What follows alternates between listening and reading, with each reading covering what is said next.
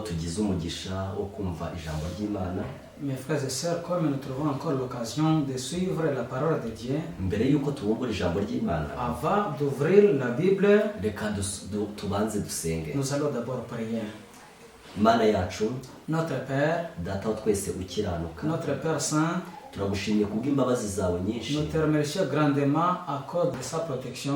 Uduhaye amahirwe yo kuba imbere yawe, Tu nous donnes encore l'occasion d'être devant vous kandi witeguye kuvugana natwe mu ijambo ryawe. et tu es prêt à être avec nous. Izina ryawe nirihimbazwe. Que ton nom soit glorifié. Turagusabye ngo uduhe umwuka wera, Nous te demandons ton Esprit Saint, utubere umwigisha mukuru, que tu sois notre guide, utuyobore mu ijambo ryawe, que tu nous enseignes et tu nous portes dans ta parole kandi uduhe umwuka wera. et tu nous donnes ton Esprit Saint. Turagusabye ngo buri muntu wese uduteze amatwi, Demandons que pour que n'importe qui est à l'écoute de cette parole, uvugane n'umutima we kandi que tu usobanure puisses ubushake bwawe. avec lui et tu lui enseignes ta volonté. Tubisabye mu izina rya Yesu. Nous te demandons tout au nom de Jésus-Christ. Amen. Inshuti bavandimwe muri Kristo Yesu, Mes frères et sœurs dans le Christ, tunejejwe nanone no kubasuhuza mu izina rya nous Yesu. sommes très contents alors encore de vous saluer au nom de Jésus-Christ. Turashimira Imana cyane Nous remercions beaucoup Dieu kubw'uyu mwanya mwiza yaduhaye de nous donner encore cette occasion kugira ngo tujye twumva ijambo pour ry'Imana. que nous puissions écouter la parole de Dieu. Ibi byigisho turi kurebera hamwe Ces prédications que nous sommes en train de voir ensemble, bishingiye ku buturo bwera, qui se basent sur le sanctuaire, aho turi kureba umugambi là w'Imana. on est en train de voir les plans de Dieu. Turimo turasabira umuntu wese umugisha Nous sommes en train de prier pour que quiconque, kugira ngo ijambo ry'Imana rimugirire pour akamaro. que la parole de Dieu puisse lui aider. Mu cyigisho gishize Dans l'évangélisation de la fois passée, twarebeye hamwe ibyerekeranye n'irembo. on a vu ensemble ce qui a un rapport avec la porte. Twabonye ukuntu abantu batangira urugendo rwa gikristo, On a vu comment les gens commencent le christianisme. kandi ikintu nanone twatinzeho, Et le point à laquelle on s'est basé beaucoup, twarebye uburyo Imana ibwira abantu bose kugira umwete on a vu comment Dieu invite n'importe qui d'avoir le courage kugira ngo abantu babashe kwinjira mu irembo. pour que les gens puissent entrer en passant par la porte. Ijambo ry'Imana ryatubwiye ko La parole de Dieu nous a dit que Imana itangira kubara umuntu Dieu commence à compter comme quelqu'un, comme sa personne, igihe amaze kwinjira mu irembo. quand il entre à la porte. Igihe umuntu atarinjira mu irembo, Pendant que quelqu'un n'est pas encore arrivé à la porte, aba arimo ayobagurika hirya no hino, il ne sait pas réellement là où il va et vient, ariko iyo amaze kwinjira mu irembo, mais en entrant, en passant par la porte, aba atangiye urugendo rwa gikristo. directement il commence le chemin du christianisme. Twabonye ko hari igihe kizagera On a vu qu'il y aura le temps, maze nyir'urugo agahaguruka, le chef de la maison, il sera debout, maze agakinga urugi rw'urugo rwe, il fermera la porte de sa maison, abantu bagatangira kurukomangaho, et les gens commenceront à demander l'audience d'entrée, kandi batari buze gukingurirwa. et ils ne seront pas ouverts. Iyo ni impamvu ikwiriye gututera kugira Ça, c'est umwete l'une des raisons qui peut nous causer d'avoir beaucoup de courage wo kunyura mu irembo de rifunganye. passer dans la porte étroite. Ikindi kintu twabonye, L'autre chose qu'on a vu encore, twabonye iby'igihome cyitwa Beelzebuli, on a vu encore le mur intitulé Beelzebul, igihome gishaka kurasa abantu bose le mur qui fait fusiller n'importe qui kugira ngo bapfe batarinjira mu pour qu'il irembo. puisse tomber mort sans entrer par la porte. Niyo mpamvu twashoje iki cyigisho C'est la raison pour laquelle on a clôturé cette évangélisation turarikira umuntu wese kugira en umwete. invitant quelqu'un d'avoir le courage. Muri uyu mwanya Dans cette occasion, tugiye kureba icyigisho gikurikira icyo ngicyo, on va voir l'autre prédication qui va suivre ça. igicaniro On cy'ibitambo. va voir ensemble la prédication intitulée l'auteur des holocaustes. Nk'uko twabibonye mu cyigisho gishize, Comme on a vu dans la prédication précédente, iyo umuntu yabaga avuye inyuma y'urugo lorsqu'on quittait derrière les parvis, aje ku buturo bwera, en venant au sanctuaire maze akinjira mu rugo rw'ubuturo, et en entrant au parvis, kandi urugo nirwo twarebye muri icyo et cyigisho. on a vu que les parvis, c'est ce qu'on a vu la fois passée. Twarebye muri icyo cyigisho irembo, On a vu dans cette prédication la porte. iyo umuntu yabaga yinjiye mu irembo ry'ubuturo, Quand on entrait au parvis du sanctuaire, ikintu yagomba guhita ahingukiraho le point à laquelle on doit d'abord arriver, ni igicaniro cy'ibitambo. c'est l'auteur des holocaustes. Ndagira ngo twongere dusome isomo Je veux que nous lisons la leçon twasomye mu gitabo cyo kuva qu'on a lu en Exode, mu gice cya 40 umurongo wa au 6, chapitre 40, verset 6. aho ngaho twahabonye pula Là où on a vu le plan, uko ubuturo bwera bwari bwubatse. comment le sanctuaire sanctuaire était construit. aho baheraga ahera cyane, Là, on commençait au lieu très saint maze bakaza bajya mu rugo, et on quittait le lieu très saint vers le parvis. ariko twebwe turi kwiga ubuturo bwera Mais nous, quand nous étudions le sanctuaire, duhera mu rugo on commence au parvis turimo tujya ahera vers cyane. le lieu très saint. Tugiye gusoma mu gitabo cyo mu On Kuva, va lire un livre d'Exode, dusome mu gice cya 40 umurongo wa au gatandatu. chapitre 40, verset 6. Haravuga ngo, Ça dit ainsi: Tu mettras l'autel des holocaustes devant l'entrée du tabernacle de la tente de la rencontre. hano igihe bavugaga ngo ushyireho igicaniro cy'ibitambo, Ici, en disant qu'il faut y mettre l'autel des holocaustes, iki gicaniro cy'ibitambo cyari mu rugo, cet autel des holocaustes qui était au parvis, kandi igihe waba uvuye inyuma y'urugo et quand on quittait derrière le parvis, ariko ukinjirira mu irembo, et on entrant en passant par la porte, wagomba guhita uhingukira ku gicaniro on cy'ibitambo. devrait directement arriver au premier pas à l'autel des holocaustes. Mbese iki gicaniro cyakorerwagaho iki? Quelle est réellement l'importance de cet autel d'holocauste? Iki gicaniro cyakorerwagaho umurimo Il ukomeye. y avait le travail très essentiel qu'on travaillait sur cet autel d'holocauste. Iyo turebye mu gitabo cy'Abalewi, Lorsqu'on va dans le livre de Lévitique, tugasoma mu gice cyaho cya 4 n'icya 5, en lisant au chapitre 4 et 5, tubona iby'umurimo wakorwaga ku gicaniro on cy'ibitambo. voit ce qu'on faisait à cet autel d'holocauste. Tugiye gusoma mu gice cya 4 cy'Abalewi, On va lire au chapitre 4 le livre de Lévitique. turasoma ku murongo waho wa 27, On va lire au verset 27 maze tugeze ku wa 29. jusqu'au verset 29. Lisons. Si c'est quelqu'un du peuple qui a péché involontairement en commettant contre l'un des commandements de l'Éternel des actes illicites et en se rendant ainsi coupable, il s'aperçoit du péché qu'il a commis. Il présentera en obligation une chèvre, une femelle sans défaut pour le péché qu'il a commis. Il posera sa main sur la tête de la victime offerte pour le péché. Il égorgera la victime offerte pour le péché à l'endroit des holocaustes.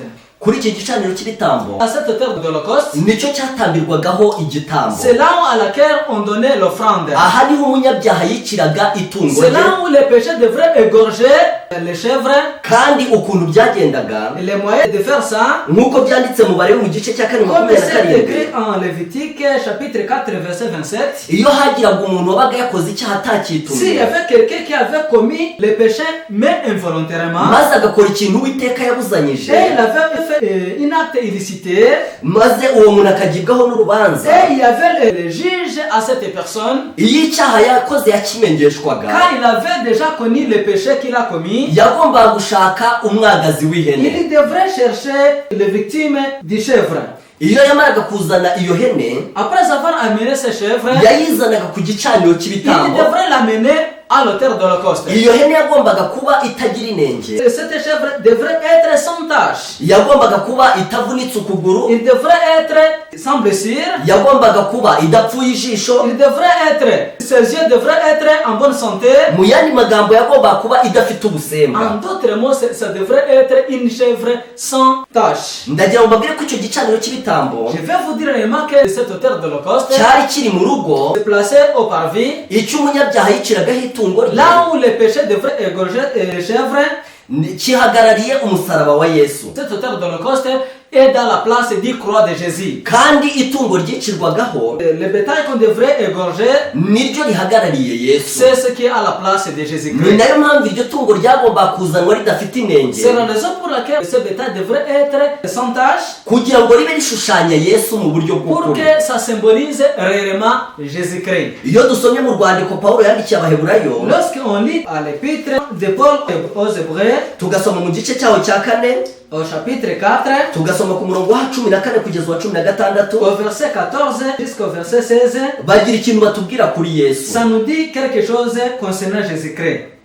Lisons Hébreux chapitre 4, verset 14 à 16. Puisque nous avons un grand souverain sacrificateur qui a traversé les cieux, Jésus le Fils de Dieu, tenons le fermement de la confession de notre foi. Car nous n'avons pas un souverain sacrificateur incapable de compatir à nos faiblesses, mais il a été tenté comme nous à tout égard, sans commettre de péché.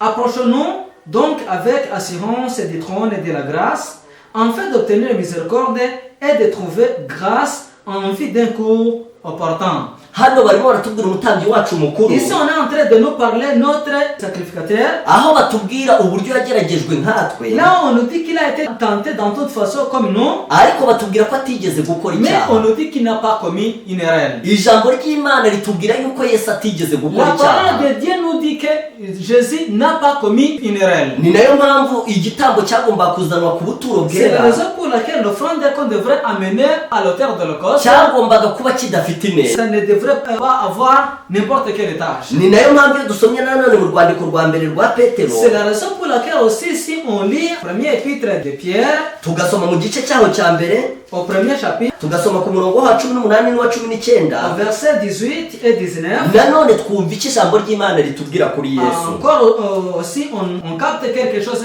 qu'on parle ici Jésus-Christ. Lisons, vous savez en effet que ce n'est point par des choses périssables, argent ou or, que vous avez été rachetés de la vaine manière de vivre hérité de vos pères, mais par le sang précieux de Christ, comme d'un agneau sans défaut et sans tache. ijambo ry'Imana ririmo riratwereka uburyo La parole de Dieu est en train de nous montrer comment ibintu twacungujwe ngo tuve mu byaha ce qui nous a rachetés pour quitter dans le péché, ntabwo ari ibyangirika nk'ifeza cyangwa ce izahabu, n'est les choses périssables comme le fer ou d'autres choses. ahubwo twacunguje amaraso y'igiciro, Nous avons été rachetés par le sang précieux, amaraso y'umwana w'Imana le atagira sang inenge. de l'agneau de Dieu sans tache. rero ijambo ry'Imana C'est la raison pour laquelle la parole de Dieu, ririmo riradusobanurira ibintu byanditse mu Balewi ça nous explique ce qui est écrit en Lévitique, mu gice cyaho cya kane en chapitre 4, umurongo waho wa 28 verset 28. ahavuga ngo icyaha yakoze ntakimenyeshwa, Là où ça nous dit que si quelqu'un l'annonce son péché, azana umwagazi w'ihene udafite il inenge. devrait amener l'agneau du chèvre sans tache. kandi nanone Et aussi, ikindi kintu cya kabiri cyabagaho la deuxième chose kiri ku murongo wa 29 est au verset 29, qui dit ainsi, Lévitique, chapitre 4, verset 29, ça dit ainsi, il posera sa main sur la tête de la victime offerte pour le péché. Il égorgera la victime offerte pour le péché à l'endroit des holocaustes. ikintu nanone umunyabyaha yagombaga gukora, Ce que le péché devrait encore faire, yagombaga kurambika ibiganza il bye devrait poser sa main hejuru y'iryo tungo au-dessus de la tête de ses victimes. maze akayaryaturiraho ibyaha bye, Et il osera de dire tous ses péchés maze yamara kuryaturiraho ibyaha bye après avoir. akabona kurisogota. C'est là qu'il va l'égorger. ibyo byashoboraga kuba ku ntama Cela devrait être à l'agneau, kandi byashoboraga no kuba ku ihene, tout comme ça devrait être aussi au chèvre. kuko ibisomye nanone ku murongo wa 32 Puisque lorsqu'on est aussi au verset 32 ukageza ku wa 33 jusqu'au verset 33, nanone haravuga ngo ça dit ainsi, kandi nazana umwana s'il w'intama présente un brebis en ablation, nk'igitambo gitambirwa pour ibyaha, le péché, il présentera une femelle sans défaut. azana umwagazi udafite inenge, Il posera sa main sur la tête de la victime offerte, nanone arambika ibiganza et il posera sa main sur la tête de la victime offerte pour le péché. maze yatura ibyaha bye. Il égorgera un sacrifice pour le péché dans les lieux où l'on égorge les holocaustes. ijambo ry'Imana ni ryiza cyane La parole de Dieu est toujours bonne. iyo turebye ibintu byabaye kuri Yesu, Lorsqu'on voit ce qui s'est passé à Jésus-Christ, tubona yuko byujuje ibyabaga ku on voit gitambo. que ça remplisse ce qui était à l'auteur des holocaustes. ijambo ry'Imana rivuga ko igitambo cyagomba kuzanwa kidafite inenge, La parole de Dieu nous annonce que le bête devrait être amené sans tache, kandi nanone cyagombaga gushyirwaho inenge nyinshi et on devrait y apporter beaucoup de défauts kugira ngo kikunde gitambwe mu cyimbo cy'umunyabyaha. pour qu'il puisse être à la place du pécheur. mbese ni ibiki byabaye kuri Yesu? Qu'est-ce qui s'est passé réellement à Jésus-Christ? ibyo twasomye mu Baheburayo mu gice cya 4 ku murongo wa C'est qu'on a vu 14 en Hébreu chapitre 4 verset 14 à 16 kugeza ku murongo wa 16 jusqu'au verset 16. havuga yuko Yesu yageragejwe uburyo bwose On nkatwe, a vu que Jésus a été tenté dans beaucoup de façons comme nous, ariko ko atigeze akora mais il n'a icyaha. pas commis le péché. iyo dusomye muri urwo rwandiko rwanditswe na Petero Lorsque nous lisons dans cet épître de Pierre, mu gice cyaho cya mbere ku murongo wa 19 au chapitre 1 verset 19, havuga yuko ibintu twacungujwe ça dit que ce qui nous a rachetés ngo tuve mu ngeso zacu za kera pour quitter notre naissance du péché, ntabwo ari ibyangirika nk'izahabu ce cyangwa n'est pas ifeza, les choses comme l'or ou bien de l'argent. ahubwo twacungujwe amaraso y'igiciro Nous avons été rachetés par le sang précieux y'umwana w'intama utagira de l'agneau inenge. de Dieu sans tache. rero bene data, Et mes frères et sœurs, niyo dutekereje amagambo Yohana yavuze lorsque nous essayons de penser à ce que Jean a dit igihe yabatirizaga kuri Yorodani, quand il était au Jordan, quand il était en train de baptiser, yabonye Yesu aza amusanga, il a vu Jésus venant maze avuga amagambo yanditse muri Yohana mu gice cya et mbere il a dit les mots qui se trouvent dans l'évangile de Jean chapitre 1 umurongo waho wa 29 au verset 29 aravuga ngo, et il a dit le lendemain il vit Jésus venir à lui et dit voici l'agneau de Dieu qui ôte les péchés du monde. Yesu yaravuze ngo ni umwana w'intama utagira inenge. Jésus a dit que c'est l'agneau de Dieu sans tache. rero bene data bashiki banjye, Alors mes frères et sœurs, ibintu byaberaga ku gicaniro cy'ibitambo, ce qui s'est passé à l'autel des holocaustes, iyo umunyabyaha yimenyagaho icyaha cye, quand les péchés étaient au courant de connaître ses péchés, kandi natwe dufite isomo uyu munsi. et aussi nous avons la leçon, iri somo ryanditse mu rwandiko rwa mbere rwa Timoteyo et la leçon qui est au premier épître de Timothée, mu gice cyaho cya gatatu ku murongo wa 16 au chapitre 3, verset 26, havuga yuko ibyanditswe byera byose ça nous dit que tous les écrits saints byahumetswe n'Imana, ont été respirés par Jésus-Christ, ko bigira umumaro wo kwigisha umuntu, et ça a l'importance d'enseigner quelqu'un, ko bigira umumaro wo kutwemeza et ibyaha. a l'importance de nous montrer nos péchés. ndajya mbabwira yuko kwemezwa ibyaha Et je vais vous dire clairement, connaître réellement nos péchés, ni inshingano y'Imana c'est kubitwemeza. l'importance de Dieu pour qu'il puisse nous donner cette prédication. iyo dusomye mu butumwa bwiza bwanditswe na Yohana Si nous lisons dans l'évangile de Jean, mu gice cyaho cya 16 au chapitre 16, tugasoma ku murongo waho wa 8, au verset 8, hari amagambo y'ingenzi il y a le mot qui dit, atwereka ibintu Umwuka Wera il y adukorera. a ce que, ça nous dit ce que l'Esprit Saint fait pour nous. haravuga ngo, Ça dit ainsi, au verset 8, ça dit ainsi, et quand il sera venu, il convaincra le monde de péché, de justice et de jugement. De péché parce qu'il ne croit pas en moi. De justice parce que je ne vais pas vers le Père et que vous ne me verrez plus. De jugement parce que le prince de ce monde est jugé.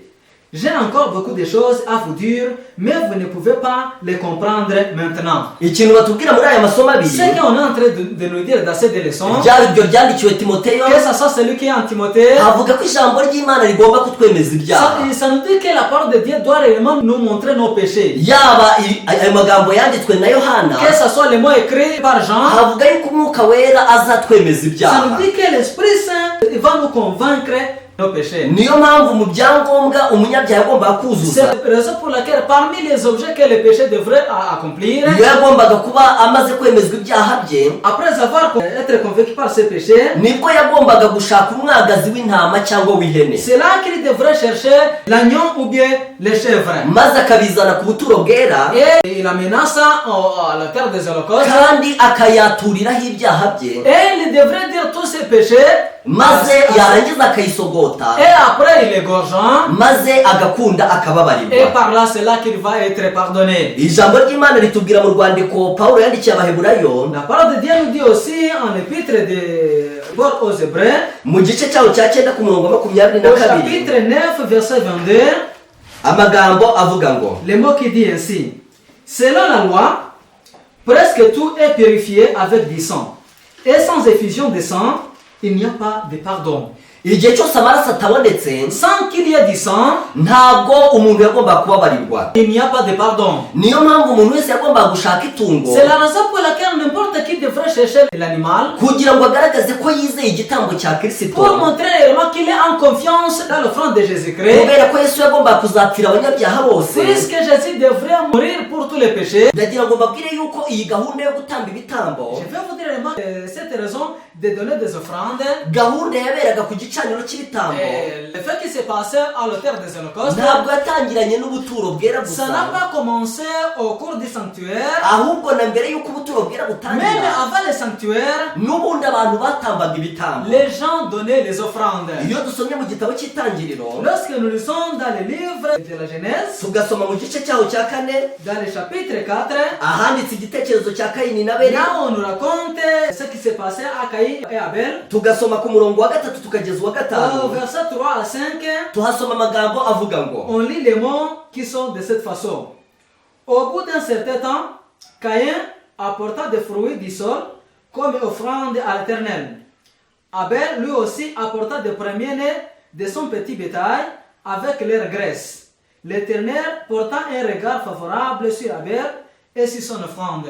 aba ni abana babiri b'Adamu Ça, c'est les deux enfants d'Adam. bari barigishijwe na Adamu ibyo gukora icyaha. Et Adam avait enseigné ce qui est de commettre le péché. bari barabwiwe uburyo umuntu ukoze icyaha agomba On leur kubigenza, avait annoncé que celui qui commettait l'erreur, comment il devrait faire. ko agomba kuzana itungo, On lui a dit qu'il devrait amener le bétail. ko agomba kurivugiraho ibyaha bye, On lui a dit qu'il devrait confesser tous ses péchés kandi ko agomba kurisogota et qu'il devrait l'égorger. kubera ko amaraso atavuye Parce que sans qu'il y ait le sang, ntabwo habaho kubabarirwa il n'y aura pas ibyaha. même le pardon. kandi bari barigishijwe ko Et on les avait aussi dit iryo tungo riba ripfuye que cette bétail est morte, riba rihagaze mu cyimbo cya Yesu, que cette bétail était dans la place réelle de Jésus-Christ, uzava mu ijuru akaza kudupfira. qui aura quitté le ciel pour venir mourir pour nous. ariko ikintu gitangaje, Mais la chose étonnante, abo bana batambye mu buryo ces butandukanye, deux enfants ont donné les offrandes d'une façon différente. kuko iyo usomye kuri uyu murongo wa gatatu Puisque lorsqu'on lit au troisième verset, haranditse ngo bukeye Kayini azana ituro ku ça mbuto dit z'ubutaka, qu'au bout d'un certain temps, Caïn apportant des fruits du sol comme offrande à l'Éternel, ngo ariture Uwiteka. pour qu'il puisse les donner à l'Éternel. N'Abeli azana ku buriza Et bw'umukumbi we Abel lui aussi apportant des premiers-nés de son petit bétail no ku rugimbu rwawe, avec leur graisse. Uwiteka yita kuri Abeli no ku ituro rye, L'Éternel portant un regard favorable maze sur ntiyita Abel, maze ntiyita kuri Kayini n'ituro rye. mais il ne portant un regard favorable sur Caïn. Kayini ararakara cyane, Caïn fut très irrité agaragaza umubabaro ndetse yica et murumuna son we. visage fut abattu et finalement il a tué son frère. ndagira ngo mbabwire bene data bashiki Je banje, vais vous dire, mes frères et sœurs, kwigomeka ku mugambi w'Imana le fait de se tenir contre Jésus-Christ, byatangiye kera kugeza ubwo abana ça babiri a b'Adamu, commencé dès le passé, abana babiri b'Adamu là où des enfants d'Adam batambye mu buryo bubiri ont butandukanye. donné leur offrande d'une façon différente. Iyo dusomye mu gitabo cy'abakurambere n'abahanuzi, Lorsque nous lisons dans le livre des patriarches et prophètes, tugasoma ku cyigisho cyaho cya gatanu, au 5e chapitre, icyigisho kivuga ngo Kayini na Abeli bageragezwa, au chapitre qui dit Caïn et Abel, bavuga ukuntu aba bana batambye mu buryo on nous butandukanye. raconte comment les deux enfants ont donné leur offrande, mais d'une façon bavuga ukuntu différente. igitambo cy'umwana umwe cyari gifite icyo On nous gisobanuye, raconte comment l'offrande d'un enfant avait sa signification, kandi bavuga uburyo ikindi gitambo kitari gifite icyo kivuze. et on nous donne comment l'autre offrande n'avait pas de signification réelle. reka twumve uko Elina White yavuze muri icyo gitabo, Laissons-les et entendons comment Ellen White a dit sur ce chapitre muri paje yacyo ya 51. à la 55e page. Ça dit ainsi: Caïn et Abel présentent des catégories d'individus qu'on rencontrera jusqu'à la fin.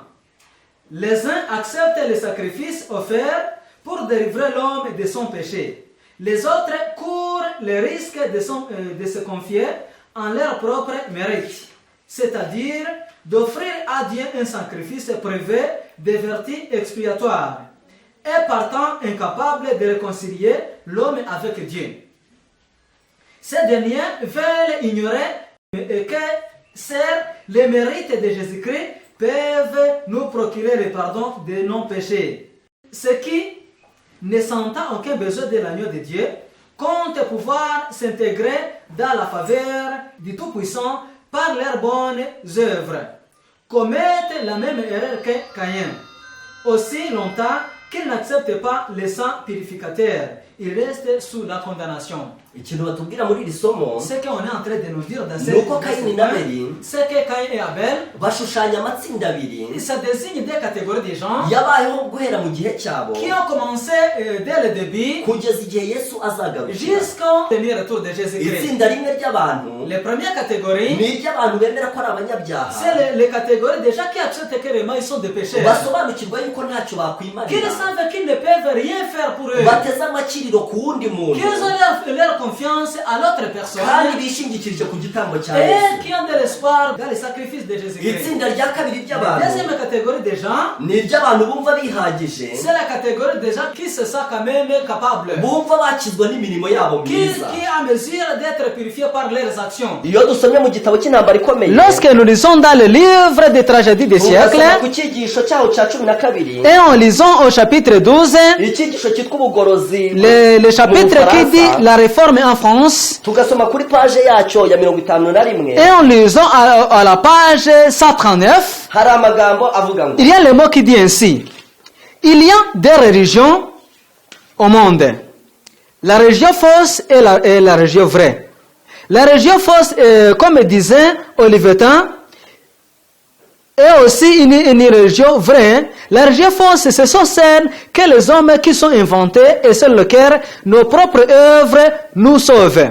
La vraie, c'est celle qui vient de Dieu. C'est laquelle le salut est donné gratuitement, sans autre chose. aya ni amagambo akomeye cyane. Ça, c'est le mot très essentiel. avuga yuko mu isi hari amadini abiri. C'est le mot qui nous dit qu'au monde, il y a des religions abantu seulement. batekereza yuko mu isi hari amadini Il menshi. y a les gens qui pensent qu'au monde, il y a beaucoup de religions. ariko ijambo ry'Imana rivuga ko mu isi hari Mais la amadini parole de abiri Dieu gusa. nous dit qu'il y a seulement des religions au monde. umugabane umwe w'idini La première catégorie de religions, ni uw'abantu bahimbye. c'est la région là où les gens ont inventé cette religion. muri iryo dini Dans cette umuntu ubwe région, arikiza. l'homme se sauve lui-même. kandi umugabane wa kabiri w'irindi dini Et la deuxième catégorie de religions, ni umugabane w'abantu bakizwa n'igitambo cya et Yesu. c'est la région des gens qui sont sauvés par l'offrande de niyo Jésus-Christ. mpamvu amagambo twasomye muri iki gitabo cy'abakurambere C'est la raison pour laquelle le mot qu'on a lu dans ce livre des patriarches et prophètes, Kayini n'Abeli et ça dit que Caïn et Abel, bashushanya amatsinda abiri et ça désigne des catégories de gens, azabaho kugeza igihe Kayini n'Abeli babereye ça désigne des catégories de gens dès que Caïn et Abel étaient sur terre, kugeza igihe Yesu azagaruka. jusqu'au dernier retour de Jésus-Christ. ikibazo ntabwo ari icy'amadini dutuye La question n'est pas la sœur de religion que nous connaissons. ahubwo ikibazo ni icy'abantu bakizwa no gukiranuka kwa La Yesu question, c'est les gens qui sont sauvés par le sacrifice de Jésus-Christ n'abantu bakizwa n'imirimo yabo et les autres qui sont sauvés par leurs propres actions. iyo dusomye mu rwandiko Pawulo yandikiye Abaroma Si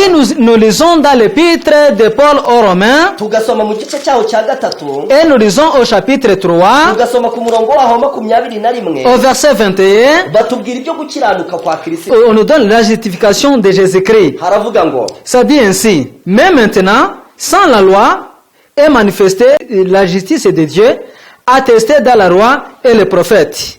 hano haravuga yuko hariho gukiranuka kw'Imana kwahishuwe Ici, ça nous dit qu'il y a la justification par la foi en Jésus-Christ qui est révélée. kandi uko gukiranuka ngo ntabwo guheshwa n'amategeko Et cette justification ne parvient pas par les lois. ahubwo bavuga yuko ariko gukiranuka kw'Imana Et ça nous dit que c'est ça la seule justification de Dieu. abizeye bose baheshwa no kwizera Yesu. Que les gens qui sont en espoir trouvent en espérant Jésus-Christ. rero idini rimwe mu madini abiri ari ku Et isi raison pour laquelle l'une des régions qui se trouvent au monde, amadini ahagarariwe na Kayini n'Abeli et les deux régions qui représentent Caïn et Abel, rimwe ni iry'abantu bakizwa no gukiranuka kwa Yesu. l'un est celle qui sont des gens qui sont purifiés par Jésus-Christ. kandi ndagira ngo mbabwire yuko Et je vais vous dire que uko gukiranuka niko kwaberaga mu buturo bwera ku cette gicaniro justification, c'est celle qui se trouvait dans les sanctuaires.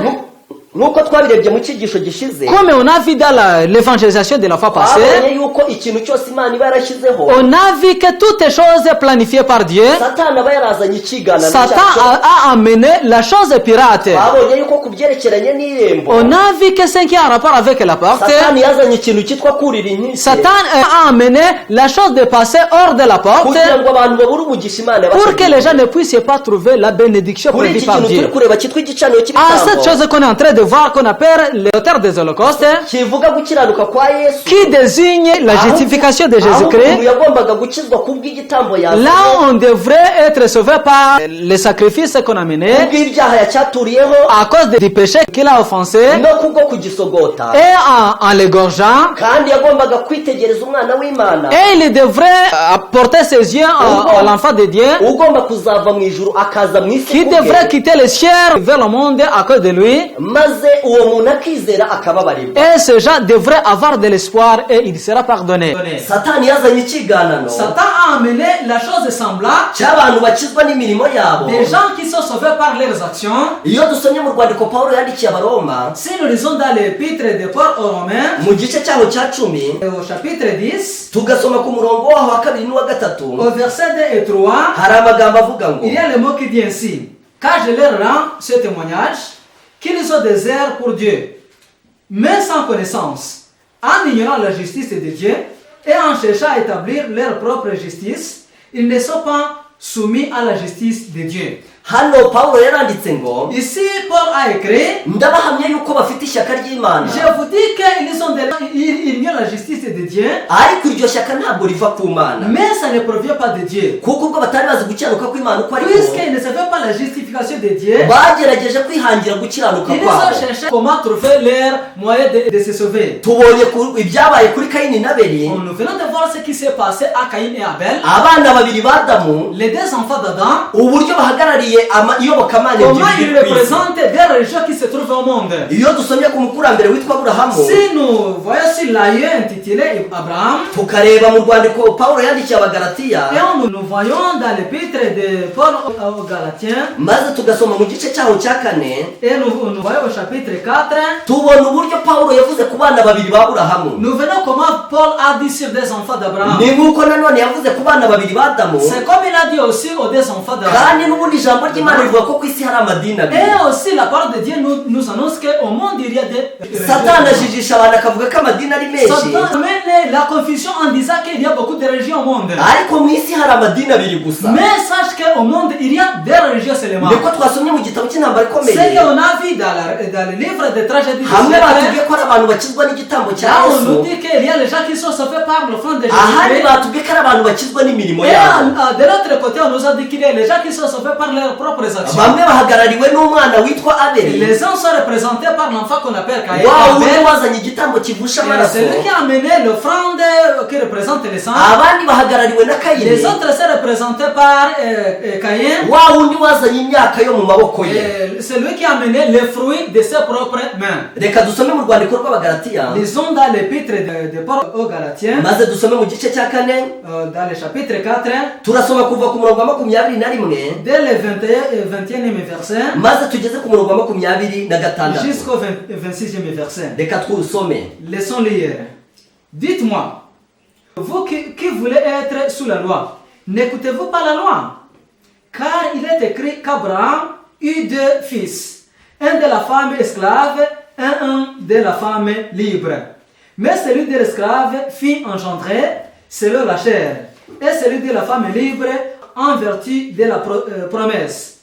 Il y a là une allégorie, car ces femmes sont les deux alliances. L'une sert du mot Sinaï, enfante pour l'esclave, c'est Agar. Agar, c'est le mot Sinaï en Arabie et elle correspond à la Jérusalem actuelle, car elle est dans l'esclavage avec ses enfants. Mais la Jérusalem d'en haut est libre, c'est elle qui est notre mère. Hano hari amagambo akomeye. Ici il y a le mot. Pawulo yarabajije ati, Paul a posé la question. abashaka gutwarwa n'amategeko nimumbwire. Dites-moi, vous qui veulez être sous la loi, Mbese ntimurasobanukirwa n'amategeko? n'écoutez-vous pas la loi?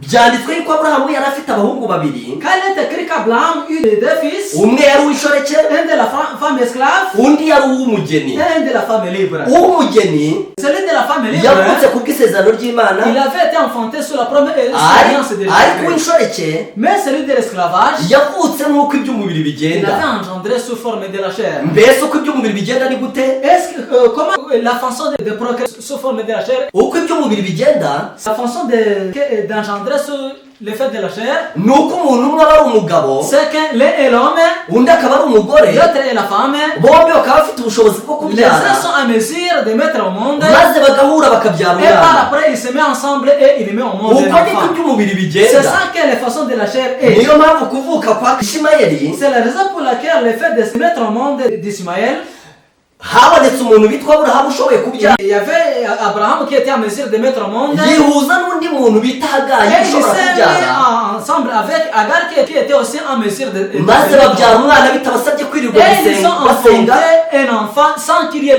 l'autre fait. Ntabwo byari ngombwa ko birirwa basenga, Il n'y avait pas l'autre chose que le fait de prier, kubera ko bose bari bifitemo ubushobozi. puisque les deux étaient en mesure. Ariko igihe Isaka yavukaga, Mais quand Isaac, Imana yarategereje Aburahamu en lui mettant au monde, arabanza agera ku rwego atashobora kubyara. Abraham n'était pas en mesure de mettre au monde. Maze umugore we nawe yari yarageze ku rwego atashobora Sa kubyara. femme aussi avait tombé en ménopause. Iyo dusomye mu rwandiko Pawulo yandikiye Abaroma, Si nous lisons dans l'épître de Paul aux Romains, tugasoma mu gice cyaho cya 4, au chapitre 4, tugasoma ku murongo wa 18, au verset 18, bavuga yuko Sara yari amaze kumera nk'upfuye. il s'est dit que, ça dit ainsi, espérant contre toute espérance, il écrit et devient ainsi père d'un grand nombre de nations. C'est celui qui avait été dit, telle sera ta descendance. Hano Aburahamu yari amaze kumera nk'upfuye. Ici, Abraham était considéré comme quelqu'un qui était tombé mort. Sara nawe yari amaze kumera Même nk'upfuye. chose que ça, Yari afite imyaka irenga 100.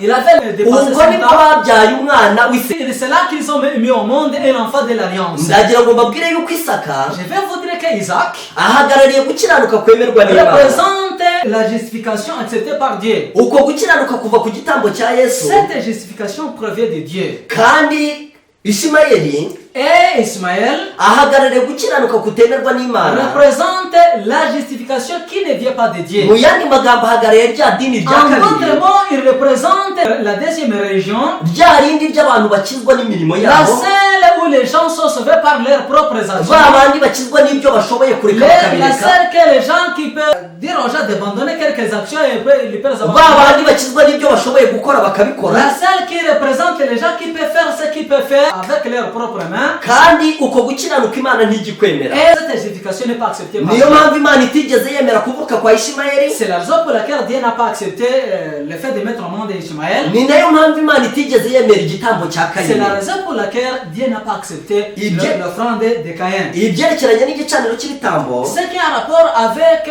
l'auteur de l'Holocauste, gihagarariye umusaraba wa Yesu ça Kristo. représente la croix de Jésus-Christ. Kandi igitambo cyicirwagaho Et à cette offrande, gihagarariye Yesu Kristo ubwe. ça représente Jésus-Christ lui-même. Ndagira mbabwire yuko ibyo niyo nzira y'agakiza. Je peux vous dire que ça, c'est ça le chemin du salut. Iyo dusomye mu gihe cya Adamu, Lorsque nous lisons dans les camps d'Adam, tugasoma mu gitabo cy'abakurambere et nous n'abahanuzi, lisons Patriarche et Prophète, tugasoma mu cyigisho cya 4, dans le chapitre 4, ahari amagambo avuga ngo umugambi wo gucungurwa, là où il y a le mot qui dit le prendre d'être racheté, dusomamo amagambo avuga ngo nous lisons le mot qui dit ainsi. Pour rappeler constamment à l'homme les souvenirs de son péché et lui donner l'occasion de confesser humblement sa foi en un rédempteur futur, Dieu institua le rite des sacrifices. Le premier holocauste offert par Adam lui causa une douleur cuisante. De sa propre main, il dut ravir à un être la vie que Dieu seul pouvait donner. C'était la première fois qu'il voyait la mort, qui, sans lui, ni jamais frappé les hommes ni les animaux. En égorgeant l'innocente victime, il frissonna à la pensée que son péché ferait couler le sang de l'agneau de Dieu. Cette scène lui donna un sentiment plus profond et plus vif de la gravité d'une faute qui ne pouvait être expiée que par la mort de notre chair au cœur dit très haut. Puis Adam se mit devant la bonté infinie de celui qui consentait à offrir aux pécheurs une telle rançon. Une étoile d'espérance illumina dès lors l'avenir qui lui avait paru si lugubre et si désolé. aya ni amagambo y'ingenzi cyane. Ça c'est le mot très essentiel. aho ijambo ry'Imana ritubwira ko Là où la parole de Dieu nous annonce que ibitamba n'Imana yabishyizeho les offrandes ont été planifiées par Dieu kugira ngo bijye byibutsa umuntu buri pour gihe rappeler quelqu'un, yuko ari umunyabyaha, pour lui appeler qu'il est pécheur, yuko atashobora kwikiza, pour qu'il ne peut lui-même se sauver. kandi igihe yagombaga gutamba igitambo Et quand il donnait l'offrande, yagombaga kwizera ko Yesu azava mu il ijuru akaza devrait avoir kumucunga. l'espérance que Jésus quitterait le ciel pour venir lui racheter. Niyo mpamvu iyo dusomye mu rwandiko Pawulo yandikiye Abaheburayo, C'est la raison pour laquelle aussi si on lit en épître du Paul aux Hébreux, tugasoma ku gice cyaho cya 9, en lisant au chapitre 9, bavuga iby'ibitambo byo mu isezerano rya kera, on nous raconte aussi les offrandes de la fois passée. bakerekana ko ibyo bitambo byasuraga igitambo cya Et ça nous Kristo. dit que ces offrandes désignaient l'offrande de Jésus-Christ lui-même. Kuva ku murongo wa mbere w'icyo gice Dès le premier verset, havuga ibitambo byo mu isezerano rya kera ça dit les offrandes de l'Ancien Testament, uburyo bitari bihagije, que ça ne suffisait pas. ariko iyo tugeze ku murongo wa 23 w'icyo gice, Mais en arrivant au 23e verset de ce hari umutwe chapitre, w'amagambo uvuga ngo il y a le titre qui dit igitambo cya Kristo cyabayeho rimwe gusa. l'offrande de Jésus-Christ apparaît une seule fois. Buri gihe uko umunyabyaha yabaga akoze icyaha, N'importe quand le péché commettait le péché, yagombaga gushaka itungo. il devrait chercher le bétail. Mu gice cya 4 n'icya 5 cy'Abalewi Dans le chapitre 4 et 5 du livre de hari Lévitique, ubwoko bw'abantu butandukanye. il y a les différentes catégories des individus. Iyo yabaga yakoze icyaha ari umutambyi, Si c'était un sacrificateur qui commettait le péché, yagombaga kuzana ikimasa. il devrait amener le bœuf. Iyo yabaga ari umuntu usanzwe, Si c'était le peuple, yagombaga kuzana intama cyangwa il ihene. devrait amener l'agneau ou bien la chèvre. Iyo yagombaga kuba ari umuntu w'umukene Si cyane, c'était un pauvre, yagombaga kuzana ibyana by'inuma il bibiri. devrait amener des pigeons. Icyo Imana yashakaga kwerekana Ce que Dieu voulait signifier, ni ukugira ngo igaragaze ko nta muntu n'umwe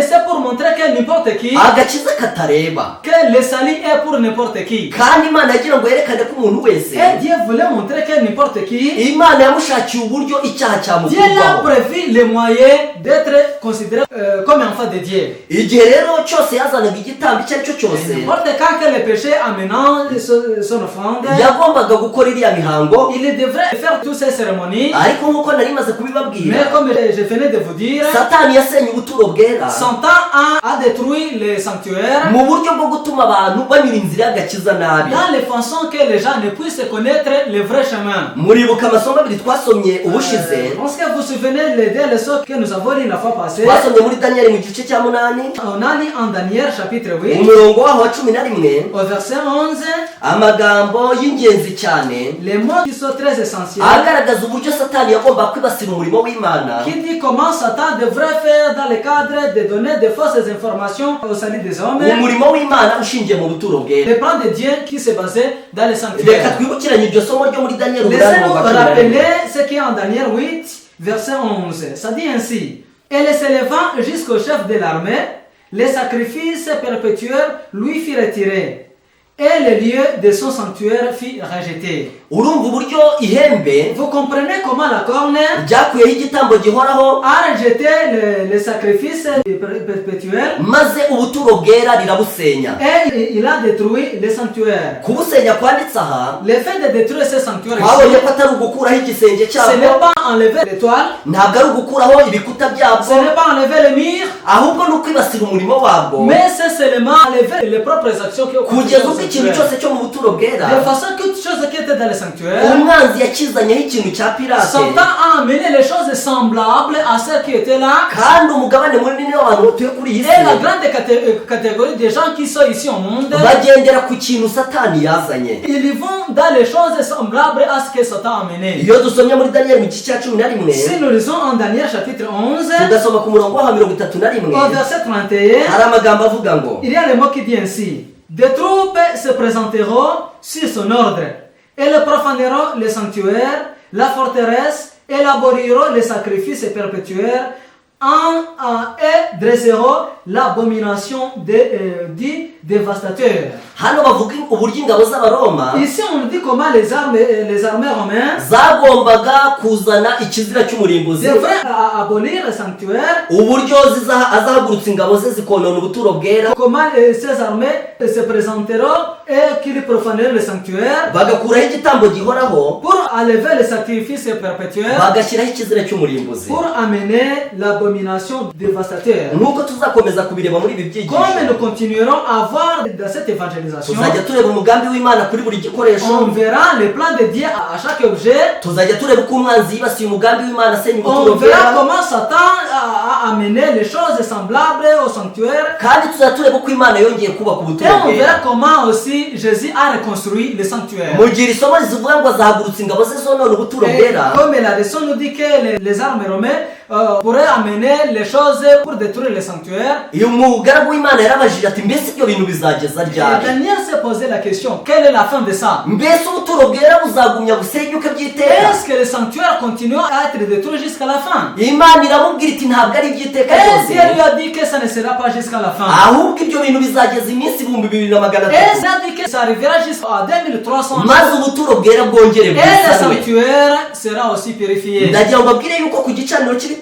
Je vais vous dire qu'à l'auteur de l'Holocauste, Roma yazanye ibintu byitwa indurugensiya, les Romains ont amené l'indulgence. izana ibintu byo gukizwa n'imirimo itegetswe Il a n'amategeko, amené le fait d'être sauvé par les actions. izana ibintu by'intebe ya penetensiya. Il a amené la pénitence. Ibyo byose ni ikiganano cyo gusenya umurimo wa Tout Kristo. cela, c'est les choses semblables à ce que Jésus voulait. Ndagira mbabwire yuko muri Kiliziya Gatolika Je vais vous dire que c'est dans l'église catholique. ntabwo abantu bakizwa n'igitambo cya Les Yesu, gens ne sont pas sauvés par le sacrifice. ahubwo bakizwa n'ibikorwa byabo Ils sont byiza. sauvés par leurs propres actions. Iryo yobokamana Kiliziya yari kwije mu madini yose, Cette religion, l'église catholique, là, éparpillée dans toutes les églises. kugeza ubwo iyo utekereje iyobokamana amadini Jusqu'à ce yigisha, qu'on pense que ce que la religion que les églises enseignent. mbese amadini yigisha iki? Qu'est-ce que vraiment les églises enseignent? Aravuga ngo kora ibi bikorwa byiza uzajya mu Il ijuru.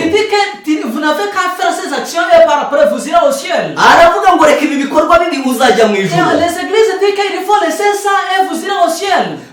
Muzatega amatwi ahantu amadini yose ari kwigisha. Pendant que tu seras à l'église, vous écouterez les prédications de ces églises. Iyobokamana ryabo rishingiye ku kureka no ku gukora. Les religions se basent sur le fait de laisser et de faire. Ndagira mbabwire ko iyobokamana Je vais vous ryashinzwe dire na que cette Satani, religion a été inventée par Satan. kandi iyobokamana rikomoka muri Kiliziya Gatolika. Et cette religion provient de l'église catholique. Iyo dusomye muri Daniyeli 8 ku murongo wa 11, Si nous lisons en Daniel chapitre 8 verset 11, ahavuga yuko iryo hembe ryikujije, ça dit que cette corne s'est montré le niveau très haut. maze rigakuraho igitambo gihoraho rigashyiraho Et ikizira il a cy'umurinzi. enlevé le sacrifice perpétuel, il a enlevé et il a amené les actes dits dévastateurs. Nk'uko tumaze kubirebera hamwe Comme nous venons de voir ensemble muri ariya masomo abiri yo muri Daniyeli, dans les deux leçons qu'on trouvait dans les livres mu de gice Daniel, cya 8 ku murongo wa 11, au chapitre 8 verset 11 no mu gice cya 11 mu murongo wa et dans le 31, chapitre 11 verset 31, tubonye uburyo Roma yasenye ubuturo bwera, nous venons de voir comment Rome a détruit le sanctuaire. by'umwihariko ku gicaniro cy'ibitambo Plus précisément à l'auteur des holocaustes, kivuga umusaraba wa Yesu n'igitambo qui cye. désigne la croix de Jésus-Christ et son sacrifice. Roma yazanye gukizwa n'imirimo itegetswe n'amategeko. Rome a amené les actions, le fait d'être sauvé par tes propres actions. Roma yazanye ibyo bita indulgensiya, Rome a amené l'indulgence. ariko nk'uko tumaze kubibona muri Daniyeli, Mais comme nous venons de voir en Daniel, mu gice cyaho cya 8 ku murongo wa 14, au chapitre 8, verset 14, igihe Daniyeli yabazaga ati mbese rizageza quand ryari, Daniel se posait la question, quelle sera leur fin, yabwiwe yuko bizageza iminsi 2300. on lui a dit que ça durera 2300 jours. ubuturo bwera bwose bukaba bwongeye kubakwa. Et tous les sanctuaires sera aussi reconstruit. Ijambo ry'Imana rivuga ko iyo minsi 2300 La parole de Dieu dit que c'est 2300 jours. yagomba kurangira mu cya 844, Et devrait terminer en 1844. kandi ubuturo bwera bwagomba kuba bwongeye gusubizwamo. Et que tous les sanctuaires ont là aussi sa position. Buri kintu cyose cyo mu buturo bwera gifite umuntu wagishubije mu mwanya wacyo. Toute autre chose se trouvant au sanctuaire, il y a c'est Dieu lui-même qui l'a donné sa propre position. Mu bagorozi tuzi babayeho, Dans les réformateurs que nous connaissons, buri mugorozi wese afite ikintu yashubije mu mwanya chaque we. réformateur, il a son importance de ce qu'il a fait au sanctuaire. Mbese ninde wagaruye igicaniro cy'ibitambo? Qui a amené l'auteur des holocaustes? Ni umugabo bita Martin Luther. C'est celui intitulé Martin Luther. Martin Luther yabaye mu mwaka w'icya 500. Martin Luther de 1500.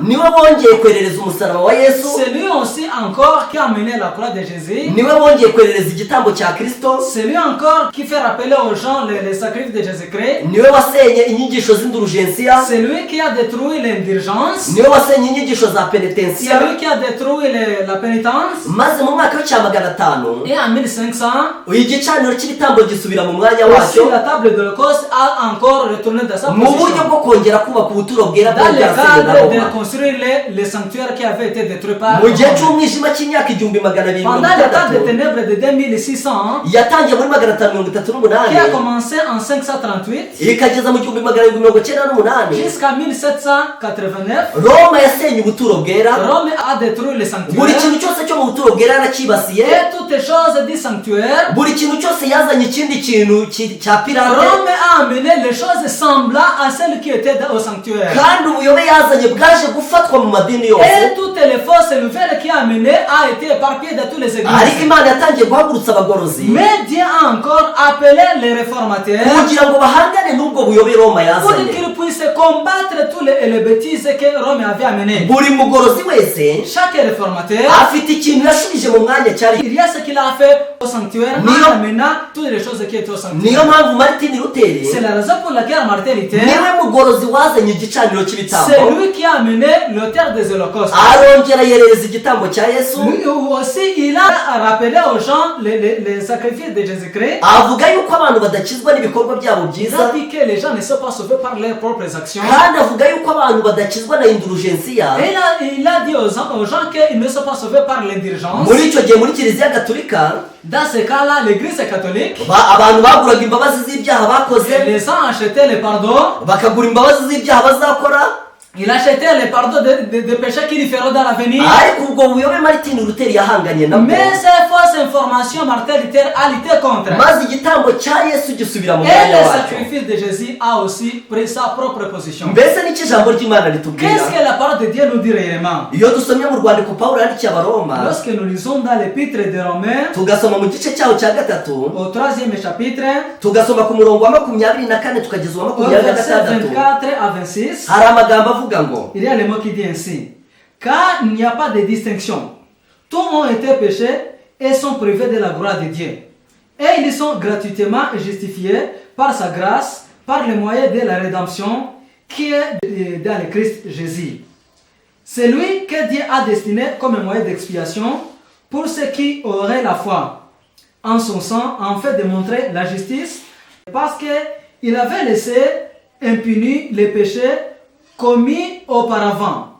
Au temps de sa patience, il a voulu montrer sa justice dans l'état présent de la manière à être reconnu juste tout en justifiant celui qui a la foi en Jésus. Imana yacu ihabwe icyubahiro. Que notre Dieu soit loué. Muri iri somo ratubwira ko Imana yashyizeho Yesu Ici, on est en train de nous montrer comment Dieu a nommé Jésus-Christ kugira ngo abantu batsindishirizwe no pour que kumwizera, les gens puissent être justifiés par sa foi. aho abantu badatsindishirizwa n'imirimo yabo, Là où les gens ne sont pas justifiés par leurs propres ngo actions, bahagarare mu idini rya Kayini na Ishimayeli, pour qu'ils se présentent dans la région de Caïn et Ismaël. ahubwo batsindishirizwa n'igitambo cya Kristo, Par contre, ils sont justifiés par l'offrande de Jésus. bakaba mu idini rya Abeli Pour na qu'ils puissent Isaka. être dans l'église d'Abel et Isaac. Iyo dusomye urwandiko Pawulo yandikiye Tito, Si nous lisons dans l'épître de Paul à Tite, tugasoma mu gice cyaho cya gatatu ku murongo wa 5, dans le chapitre 3, verset 5, hari amagambo avuga ngo, il y a le mot qui dit ainsi: il nous a sauvés.